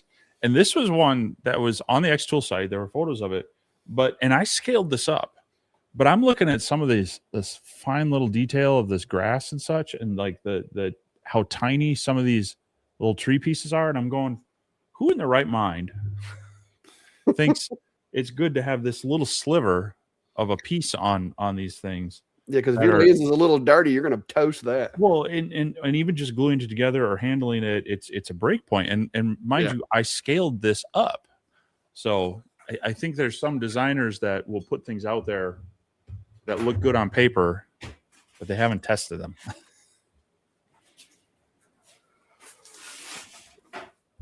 Yeah, I agree. Oh, look, hashtag Clax Bowl. Hey, we'll be auctioning this bad boy off for charity here for a while. You don't watch it. I actually did think about it. I was like, I gave them a flag. This is actually made out of the scraps from the flag I made. So I was like, I could just donate this. Somebody would like put something in it, some weird home. Next thing you know, you'd sit on the cover of Homes and Garden or something. Okay, but if you do that, you gotta title it Clax Bowl, and then the description is it's good for holding things. Yeah.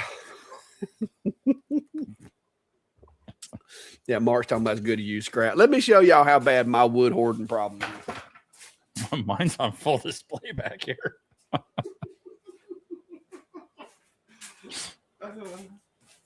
I mean, I kept this.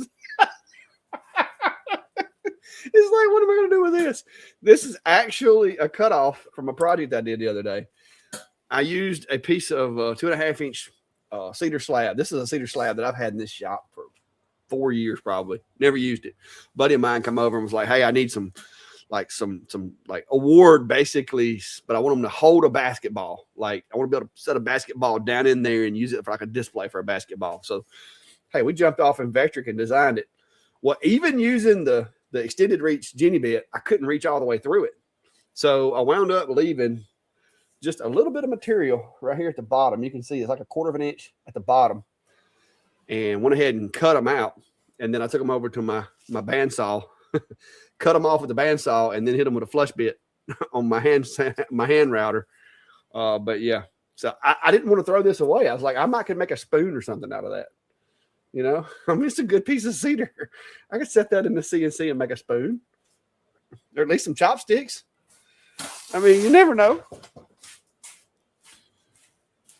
Yeah. Make a mallet handle out of it. I mean, you never know what I might come up with it. Although I know cedar's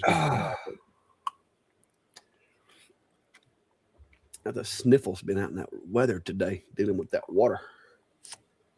So yeah, Sean says pen blanks. It would be a really big pen or many small ones. That's what I should do. I should make a huge pen, like one that you got to have 2 hands to write with it. I mean, I think I still have some. I'd have to use like a marble for the ballpoint. Well, no, you can still put a regular size pen tip on it. Yeah, I guess.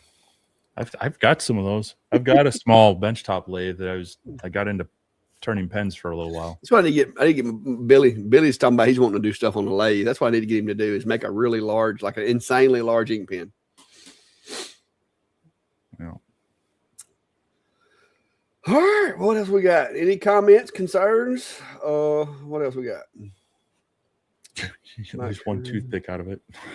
By the time I got through, I'd have to go empty my dust collection, and I'd come back over here and have something like this big.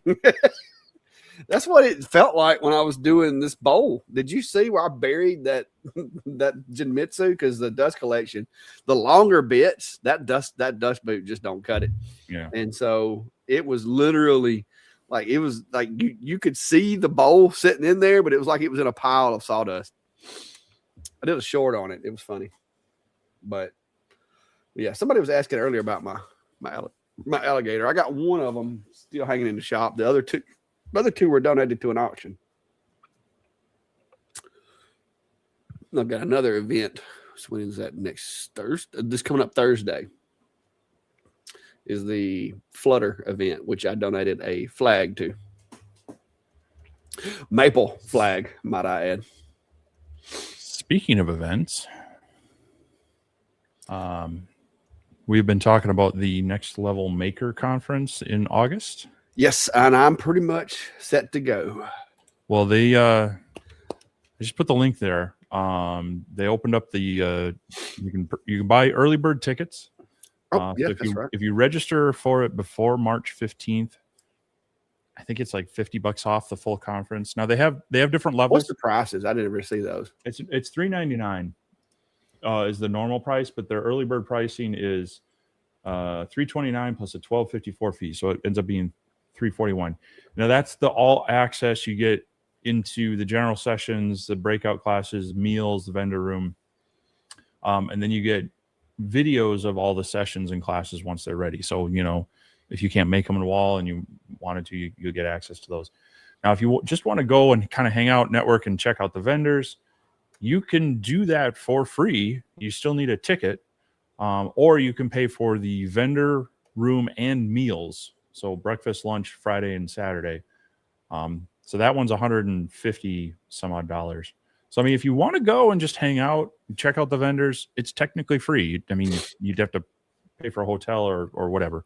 But if you want the full conference, all the classes, access afterwards, it's right now it's $341, but I believe it'll be $399 after, I think it's March 15th is what they said was the cutoff for early bird. So early registration is, where is it? I want to try and make sure that's accurate, but so anyway, I'm still looking to see if it'll work for my schedule or if I have to like do a cannonball flight down there. Well, I plan on going. I think I'm going to drive over, maybe make it a day and a half, make it like a drive for 6-7 hours, get close to where the event is, and then camp over there. Or I may just go ahead and drive it all the way through. It's only like a 10-hour drive from where I'm at. So that's doable in a day. So we'll see. But I may have tag-alongs. I don't know. Klein mentioned he wouldn't mind going. So we'll see how that works out. But yeah, I don't know if I'm going to be doing the classes. I don't know what all I want to do. I'll have to look and see what all they got because I don't know what I would want to go to class-wise. I think I would rather just see the vendor demos and stuff like that maybe. I don't know. We'll see. Yeah, so they do have a listing of some of the presenters and the topics, and they'll be putting out more of that as time goes on. So it does kind of spread out into things. They've got a couple specifically on Lightburn, one on Xtool Studio, some stuff on apparel printing, AI image creation, sandblasting, marketing, pricing, UV printing, 3D printing, using Shopify, using Etsy, doing stuff at craft shows, packaging, branding, and even one on making hats. So there may be some useful classes for you. Now, I've gone to some of these conferences in the past where I spend all my time just networking with people and networking with vendors. And so it's nice when they have an option where if you don't want to attend the classes, but you want to be, there and hanging out with people and talking with the vendors and the manufacturers, it's nice to have that option as well. Yeah, because that's when we went to Workbench Con. I think there was I only went to like 2 of the classes, and one of them was because it was a Vectric class, and Vectric was teaching it, and I was like, I want to go see what they got to say. So I think mine's going to be more of a networking type situation than it will be a training per se. So I'm going to look at it and see, but I do plan on going. I do plan on being there. So to be honest with you, if it saves me money just getting into the vendor area and stuff, that's a win-win in my book. Because like I said, I want to do more of the networking, going to see other folks, because I know there's going to be some folks in our space that'll be there. I've heard several of them talking about going. So I think it'd be a good opportunity. And it's like I said, it's not that far from me. So yeah, we'll see. No, it definitely looks good. It's going to be geared towards a lot of the stuff that we talk about here in the Facebook groups and our channels and such. There'll be other content creators. I know Kim and Garrett are one of the presenters. Are they? Cool. And then Patrick, I think we met him with the Xtool group. Patrick, which one? Patrick Campanale or whatever. I think he may have been at the booth. Yeah.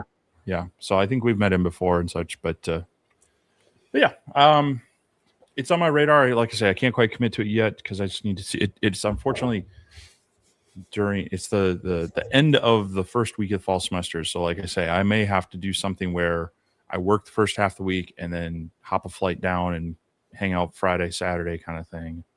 I was going to let you know my Uber rates are kind of high.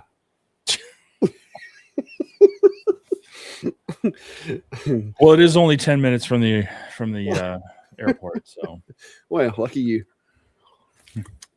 But no, I plan on going. Like I said, my only thing is going to be, you know, I'm not really class heavy. I'm gonna be honest with you. That's just not really my unless I see a topic that I find interesting, and then it's going to be really interesting for me to spend extra money to go to it. But yeah, the network and the hanging out, the being over there, maybe getting to go, hang with folks that enjoy the same stuff in their shops that I enjoy. That's what I want to go for. So we'll see. Well, our friend Cody made it, and he missed your bowl. That's man, Cody, you missed me bragging on the bit, man. Look at that. Look at no sanding hardly. Like I did sand it because I couldn't not sand it, but this is maple, and so I didn't want to sand it much because maple doesn't like sandpaper. No. So yeah, it turned out really good. I did a short about the bowl bit, and you can go look at the video and see that there's not. I mean, I couldn't believe there wasn't at least a little bit of witness lines. I was a little worried I was going too much on the step over with the bowl bit. I'm like, is there really such a thing though as too much? I mean, because it's either going to cut or it's not going to cut. And so I ran it, and then I did the estimated time, and I'm like, okay, I can deal with that. So I went with it.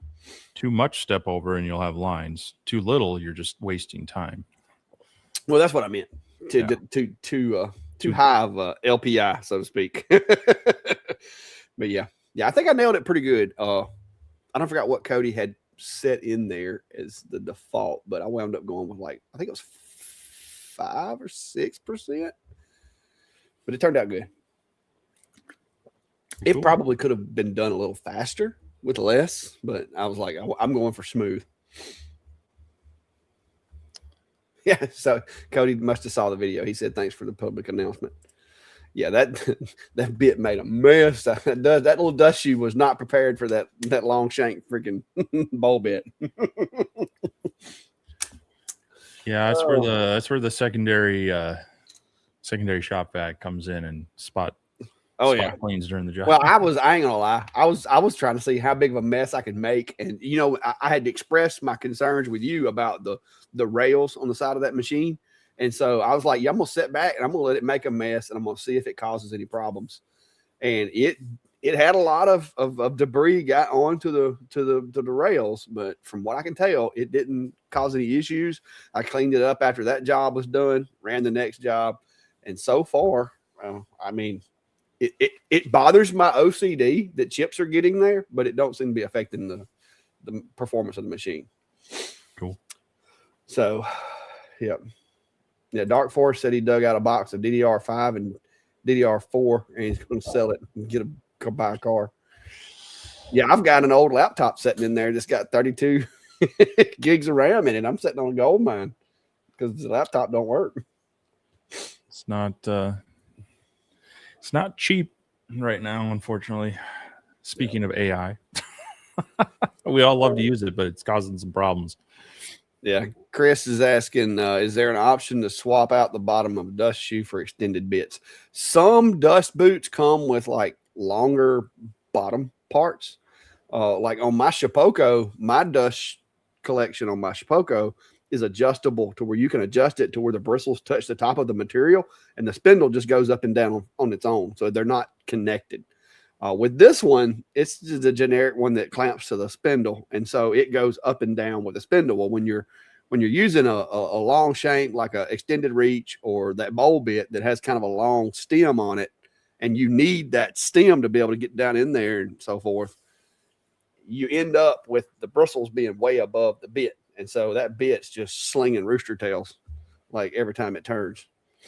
So it's it's part of it. I mean, yes, could you fashion something to work? Yeah, maybe. But the problem with the longer bristles is the longer the bristles, they get to where they get into the bit. And the next thing you know, you got bristles around your bit. And if you make the plastic piece too long to where it comes down too far, now when it goes into those deep cuts, now your dust shoe is hitting your material. So it's kind of unless you have a fixed dust boot, there's really not a good solution for it, in my opinion. Like unless you do like Steve said and just walk by it every 5 minutes with a shop vac and suck up all the excess and let it keep going, which is generally what I'll do. But I was having fun with that one to see how dirty I could get it.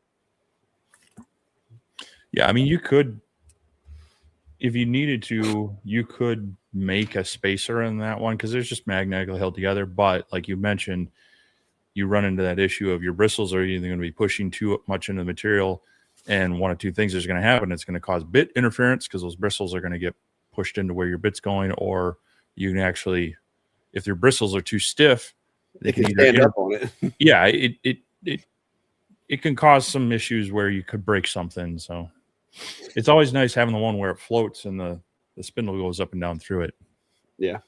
Yeah, that's the way to go. And looking at the machine, it wouldn't take a whole lot to design one because there's screw holes in the back of that thing, I guess, for some other additional parts to be mounted that you could make one like some by Shapoco and mount it to the back of it. So, but you know, and if I was going to keep this machine long term, I would probably do that. I will say this little Genmitsu has higher Z clearance than my Shapoco. Like it's tall. Like you can throw a slab under there. That's the one thing I will give it. It like my Shapoco, the material, my gantry would have hit the material that I was doing on this machine. And so that's another thing that's not really helping the whole dust collection system is the fact that we're so high off the bed that it's throwing it like over the sides of the machine out onto the table. But yeah, it's cool. Yep.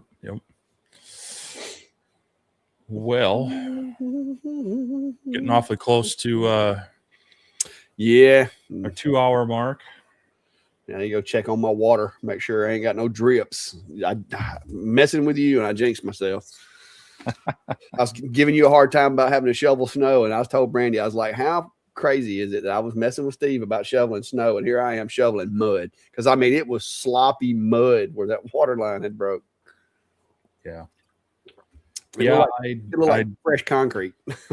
I'd rather shovel snow than digging out a water main that's leaking on me. Yep. So, well, I appreciate it. Oh, look at that, Cody. Cody done dropped some money in there. I hear you. Appreciate it. You ain't got to do all that. I'll be ordering some bits before long because I've been running the bejesus at that extended reach. I don't know what the life expectancy of that thing is, but all these 3D cars that I've done this week, I've used that extended reach, and it's got some miles on it. Well, if you're keeping your speeds and feeds in check and your chip rate, it should be good. I think I am. That extended reach, I find the extended reach is a little more musical than the rest of them because of the extended reach. It gets a little loud. Like I can't find the sweet spot to where it gets quiet. Like it sings no matter what I do with it. Now the bowl bit, it's quiet. It didn't hard to make any noise, but it's because it's the mass of that bowl bit is just so big and it. But yeah, that extended reach though, that thing will talk to you when it's cutting. Oh, yeah, cool. But enjoyed it. Anybody got any last minute questions, comments, concerns?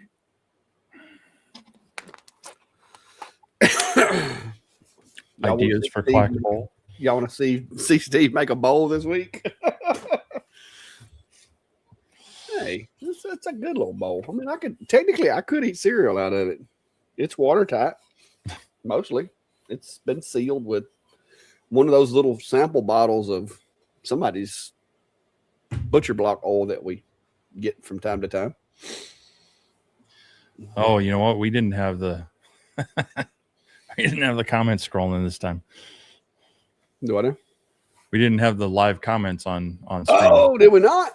Yeah, it's just sorry about that, Diamond State.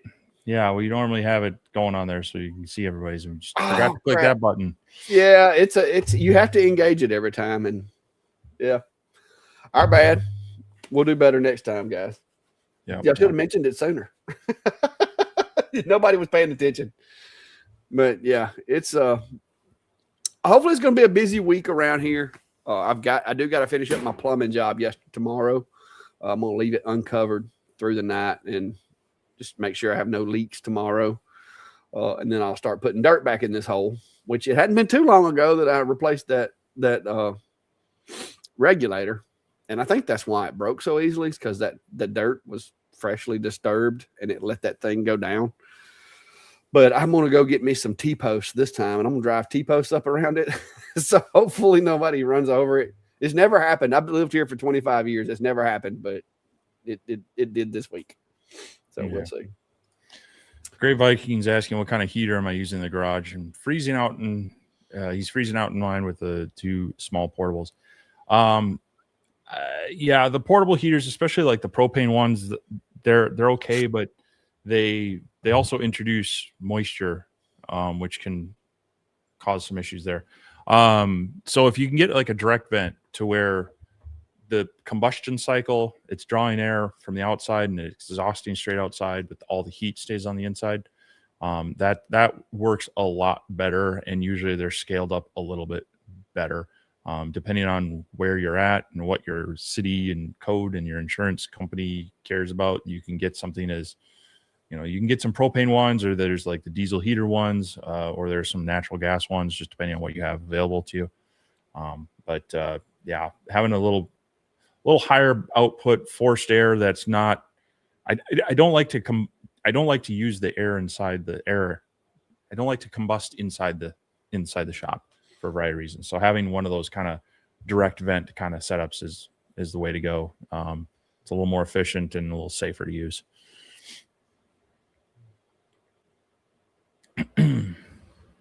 Well, definitely something to look into. You should do a video on heating your shop, because I mean, after all, you Southern Canadians know how to do it. Yeah. Yeah, Greg, I had some little water today. Had to break out the muck boots for a little while to keep from getting my feet all wet and cold. The bad part was when I first found it, the box that the meter's in was slap full of water, and so I had to reach down in there and feel to find the valve. And you talk about some cold water, that was cold. I was like the polar plunge with my arm. Okay, mister, it's going to be 70 degrees there in 2 days. Now, next week it'll be great, but it was cold this morning. It was 18 degrees here last night, man. It's like Arctic weather up here. That's what we got going on. But anyway, I guess that's going to be about it, guys. So, like I said, if you are thinking about going to Texas in August, might be there. Cody, if anybody else is going to go. So, but that's it. So we'll probably be riding out there. And I know I'm going to, more than likely, if nothing comes up, Lord willing, I plan on being there. So we'll see how that goes. But hopefully Steve can show up, even if I have to pick him up at the airport. I mean, I'm sure he wouldn't mind paying $50 for me to come pick him up from the airport and bring him back to the motel. I'm pretty sure an Uber is going to be cheaper than $50. Well, we'll see. We'll work all that out when we get a little closer to time. But anyway, y'all have a good one, and I'll let y'all go where I can go in the house and get warm. My heater's done went off. All right. Well, we'll see you, everyone. Later.